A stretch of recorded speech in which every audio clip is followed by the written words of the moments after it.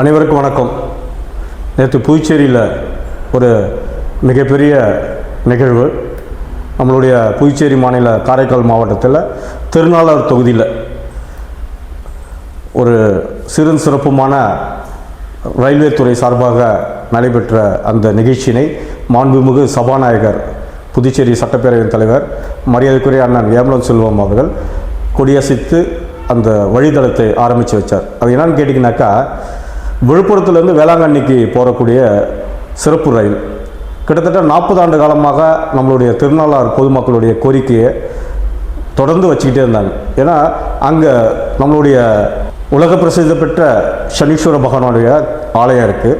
அங்கே வரக்கூடிய பக்தர்கள் அங்கே செல்லக்கூடிய அந்த ரயில் பாதையை பயணிக்கக்கூடிய வாய்ப்பு இல்லாமல் அவங்க போய் காரைக்காலில் போய் இறங்கி அங்கேருந்து திருப்பி அந்த கோயிலுக்கு வரக்கூடிய சூழல் இருந்தது. மிகப்பெரிய சங்கடத்தில் இருந்த அந்த பொதுமக்கள் நீண்ட நாள் கோரிக்கை மாண்புமிகு சபாநாயகரிடம் அடிக்கடி சொல்லும் போது, அவர்கள் டெல்லிக்கு சென்று ரயில்வே துறை அமைச்சர்களை சந்தித்து மாண்புமிகு பிரதமர் அவர்களும் இந்த கோரிக்கையை வைத்தின் விளைவு நேற்று விழுப்புரம் முதல் வேளாங்கண்ணி செல்லக்கூடிய பயணிகள் ரயில் நம்மளுடைய திருநாளார் வழித்தடத்தில் நிறுத்தி செல்லக்கூடிய நிகழ்ச்சியை நடந்தது.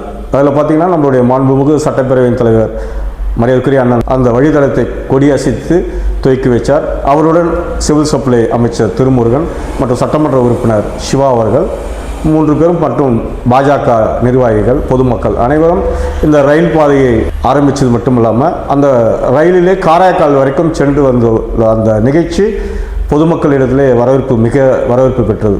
ஏன்னாக்கா இன்றைக்கி பார்த்திங்கனாக்கா எல்லா மனிதரும் ஒரு நாள் அந்த சனீஸ்வர பகவானை தேடி செல்லக்கூடிய வாய்ப்பு இருக்குது. அந்த புனித நீராடக்கூடிய வாய்ப்பு அங்கே இருக்குது. பொதுமக்களுடைய கோரிக்கையை ஏற்று செய்த மத்திய அமைச்சருக்கும் மத்திய அரசுக்கும் புதுச்சேரி சார்பாக நன்றியை தெரிவித்துக் கொண்டு விடைபெறுகிறேன். நன்றி, வணக்கம்.